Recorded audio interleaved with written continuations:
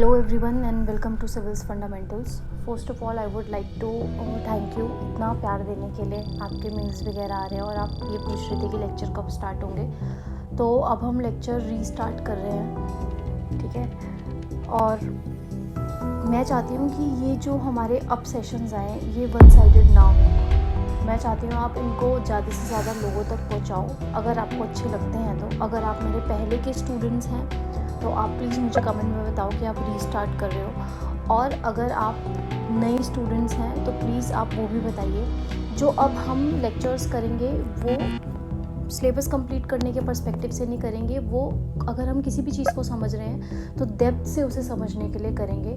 और अब जो पढ़ाया जाएगा वो आपका कोई भी एग्ज़ाम हो, चाहे अगर आप सोशियोलॉजी में एक टॉपिक कर रहे हो, फॉर एग्ज़ाम्पल अगर मैं कार्ल मार्क्स करा रही हूँ तो वो टॉपिक इस तरीके से होगा कि आप उसको CUET, नेट JRF, आपके कॉलेज के एग्ज़ाम है, UPSC है, स्टेट PCS है, आप हर जगह उसमें बेस्ट आउट परफॉर्म करोगे, ठीक है। तो हम इस तरीके से करेंगे और मेरे को पुश मिलेगा अगर आप लोग इसको ज़्यादा से ज़्यादा लोगों तक शेयर करेंगे, ज़्यादा से ज़्यादा लोग इसे देखेंगे। और जो ये पढ़ाई होगी ये डबल साइडेड होगी, सिंगल साइडेड नहीं होगी, ठीक है। तो हम स्टार्ट करते हैं इसको। तो आज हम जिसके बारे में पढ़ने जा रहे हैं वो है इब्न खल्दून। इब्न खल्दून के बारे में हम क्यों पढ़ रहे हैं?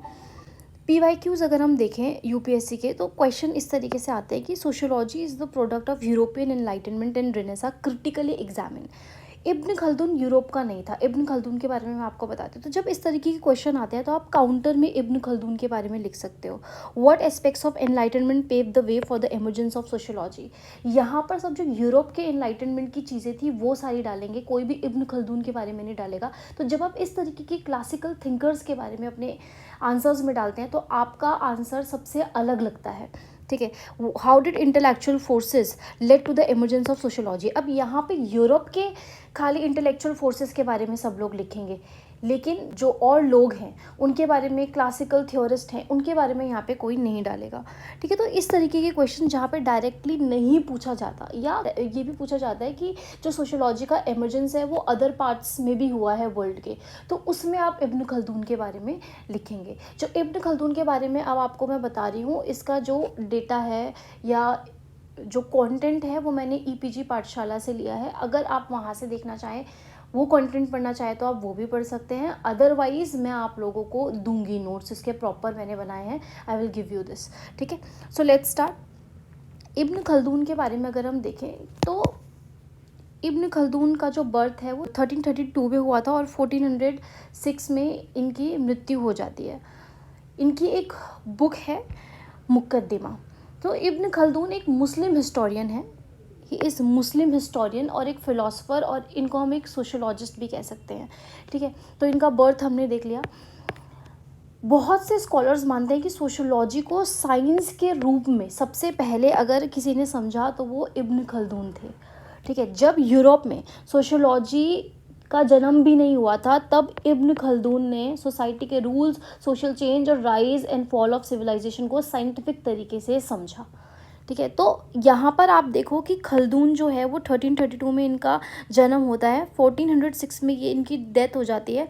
और इस टाइम पीरियड में, ये जो टाइम पीरियड है इसमें ये rise and fall of civilization के बारे में बात कर रहे हैं, इकोनॉमिक, कल्चर, सोसाइटी, इन सारी चीज़ों के बारे में ये बात कर रहे होते हैं। सोशल चेंज कैसे होता है, इनकी एक साइक्लिकल थ्योरी है, cyclical theory of rise and fall of civilization. तो इन सारी चीज़ों के बारे में ये बातें कर रहे हैं। जबकि जो ऑगस्ट कॉम्ट है वो 1798 में उनका जन्म होता है और 1830 में और 1838 में वो ये सारी चीज़ें बता रहे हैं। 1838 में तो सोशोलॉजी का जो वर्ड है वो कॉइन हुआ था, जबकि यहाँ पर 1377 में खल्दून ने एक बुक लिखी मुकद्दिमा। उस मुकद्दिमा बुक में उन्होंने rise and fall of civilization के बारे में बताया, बेदुइन सिविलाइजेशन के बारे में बताया, सेडेंटरी सिविलाइजेशन के बारे में बताया, और एक बहुत इंपॉर्टेंट कॉन्सेप्ट दिया असभ्य का। असभ्य का अगर हम मतलब समझे तो असभ्य का मतलब होता है ग्रुप सॉलिडारिटी। तो इसको आप कंपेयर कर सकते हैं इमाइल डर्कहाइम से। So Durkheim's social solidarity resembles Khaldun's Asabya. Both argue that social cohesion keeps society together.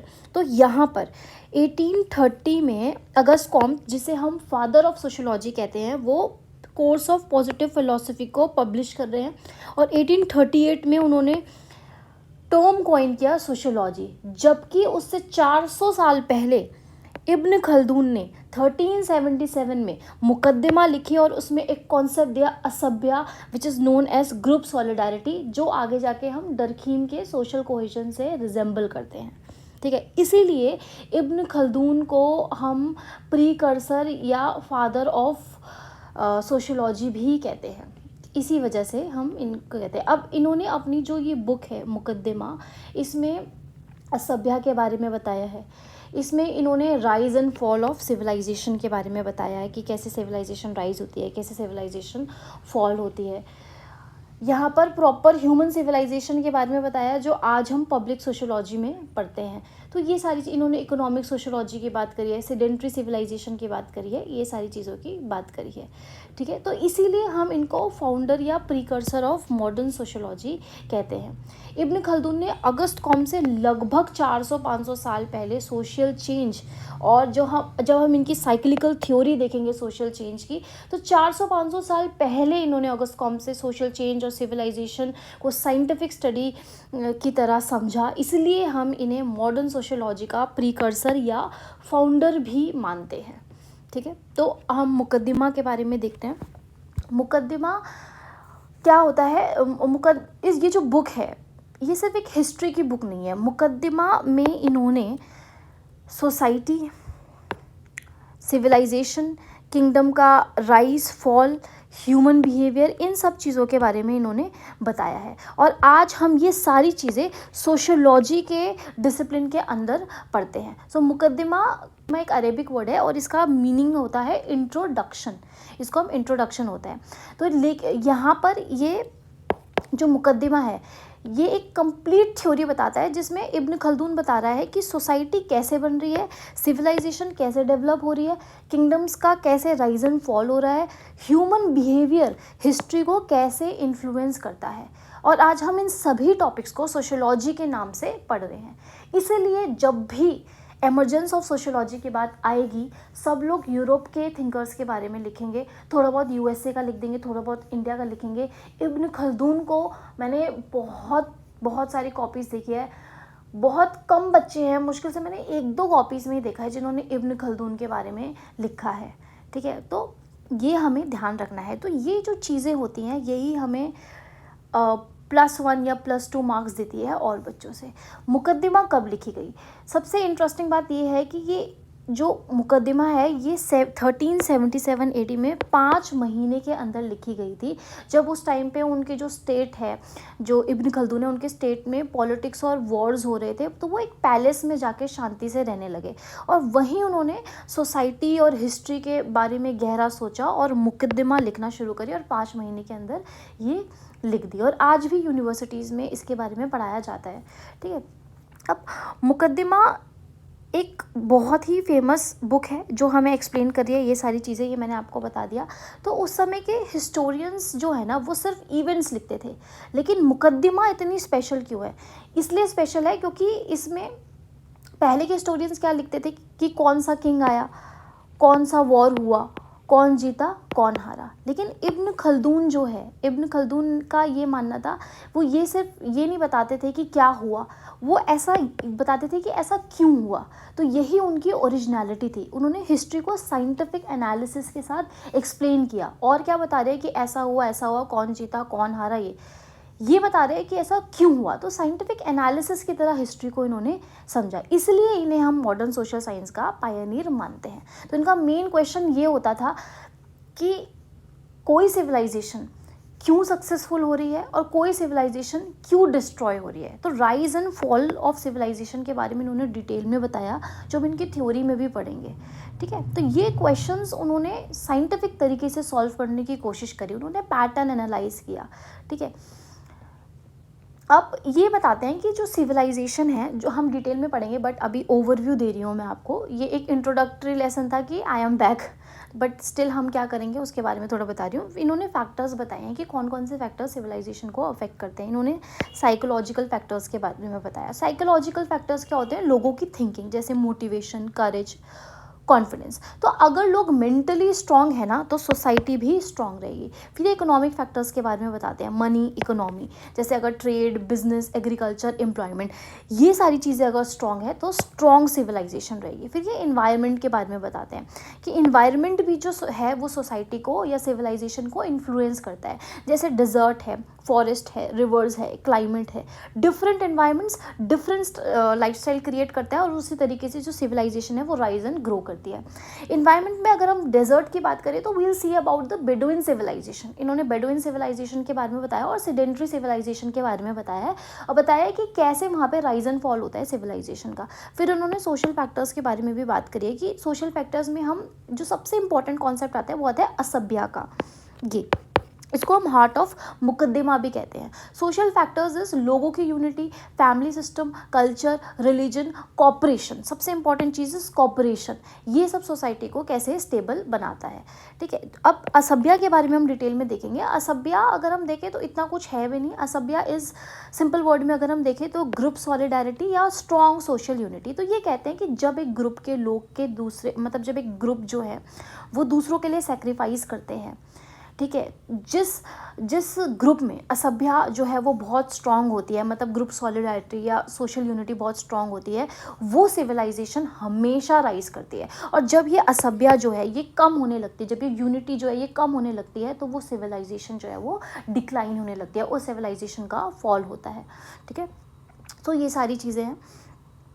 अब जो इनकी बुक है मुकदमा, इसमें इन्होंने ह्यूमन सिविलाइजेशन के बारे में बताया है, जो हम आज मॉडर्न सोशोलॉजी में पब्लिक सोशोलॉजी के अंडर पढ़ते हैं। इन्होंने बेदुइन सिविलाइजेशन के बारे में बताया। यहाँ पे इन्होंने नोमैडिक ट्राइब्स के बारे में बताया है कि उनके अंदर असभ्य कैसी होती है और उनका सिविलाइजेशन कैसा होता है, जो हम आज रूरल सोशोलॉजी में पढ़ते हैं। फिर इन्होंने डायनेस्टीज़, रॉयल अथॉरिटी, कैलिफेट के बारे में बताया है, जो हम पॉलिटिकल सोशोलॉजी में पढ़ते हैं। सिडेंटरी सिविलाइजेशन के बारे में बताया है, सिडेंटरी सिविलाइजेशन को हम आज अर्बन सोशोलॉजी में पढ़ते हैं। फिर इन्होंने इन सारी चीज़ों के बारे में बताया है जो हम मॉडर्न सोशोलॉजी में पढ़ रहे हैं। ठीक है, तो इसलिए हम कहते हैं कि 400 साल पहले, अगस्त कॉम तो 1830s में लिख रहा है चीज़ें, ये 1377 में लिख रहे हैं, तो 400 साल पहले ही सोशोलॉजी का एक जो डेवलपमेंट है, एक फाउंडेशन जो है वो रखी गई थी। ठीक है, तो जब भी क्वेश्चन आए always right about ibn Khaldun, आपको +2 या +3 मार्क्स ज़रूर मिलेंगे। फिर एक ट्रांसलेटर है, इंग्लिश ट्रांसलेटर फ्रांस रोजेंथल, इन्होंने मुकदमा को इंग्लिश में ट्रांसलेट किया और ये कहते हैं कि ये बुक जो है ये रैशनल है और एनालिटिकल है। और जो मेन ऑब्जेक्टिव है मुकदमा का वो क्या समझना है कि ऐसी क्या चीज़ें हैं जो सिविलाइजेशन को राइज करती है, ग्रो करती है और डिक्लाइन करती है। ये सारी चीज़ें हम देखेंगे। और अगर हम इब्न खल्दून को देखें, अगर हम इब्न खल्दून को अगस्त कॉम से रिलेट करें तो हमने देख लिया कि दोनों को ही सोसाइटी को साइंटिफिकली पढ़ना था। तो जो कॉम्टे का पॉजिटिविज्म का कॉन्सेप्ट है वो बहुत बाद में आया, जबकि इब्न खल्दून जो है वो 400 साल पहले ही सोसाइटी को अपने ऑब्जर्वेशन से और अपने एविडेंस के थ्रू समझ रहे थे, साइंटिफिक तरीके से समझ रहे थे। ठीक है, उसके बाद हम ये कह सकते हैं कि Ibn Khaldun can be regarded as a precursor of positive sociology because he advocated evidence based analysis centuries before Comte.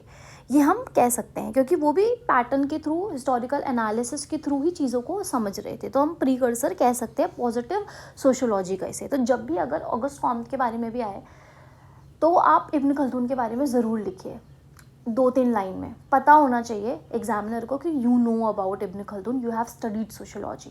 ठीक है, पढ़े लिखे इंसान की तरह लिखना है, रटाफिकेशन नहीं करना है। तो अब जो मैं लेक्चर्स लेके आऊँगी, मेरा ये फोकस है कि मैं चीज़ों को बहुत अच्छे से एक्सप्लेन करूँ, डिटेल में 360 डिग्री एनालिसिस के थ्रू आपको उसको समझाऊँ। फिर उसके बाद इब्न खल्दून और हम कार्ल मार्क्स को जब कंपेयर करें, ये मैं आपको नोट्स में दे दूँगी, इब्न खल्दून और कार्ल मार्क्स, तो ये दोनों ही कॉन्फ्लिक्ट को स्टडी करेंगे। दोनों के हिसाब से ही इकोनॉमिक कंडीशन इन्फ्लुएंस करती है सोसाइटी को और दोनों ही राइज और फॉल बता रहे हैं पॉलिटिकल सिस्टम का। जो कार्ल मार्क्स है इनका जो मेन फोकस है वो क्लास स्ट्रगल पे होता है और जो खल्दून है इनका मेन फोकस असभ्य पे होता है। ठीक है। मार्क्स क्या कहते हैं कि क्लास कॉन्फ्लिक्ट जो है, class conflict is the engine of history. और इब्न खल्दून कहते हैं कि जो कलेक्टिव सॉलिडारिटी है, असभ्य है, ये फोर्स है behind rise and decline of civilization. फिर अब हम बात करें इब्न खल्दून और इमाइल दरखाइम की, तो इनकी तो सिमिलैरिटी यही है कि दरखीम का जो सोशल सॉलिडारिटी है, दिस रिजेंबल्स खल्दून्स असभ्य। दोनों आर्ग्यू करते हैं कि social cohesion keeps society together. Difference क्या है कि डरकीम एक्सप्लेन करते हैं इस सॉलिडारिटी को थ्रू डिवीजन ऑफ लेबर, ये मैंने आपको समझाया भी है। खल्दून एक्सप्लेन कर रहे हैं this through tribal bonds, through kinship.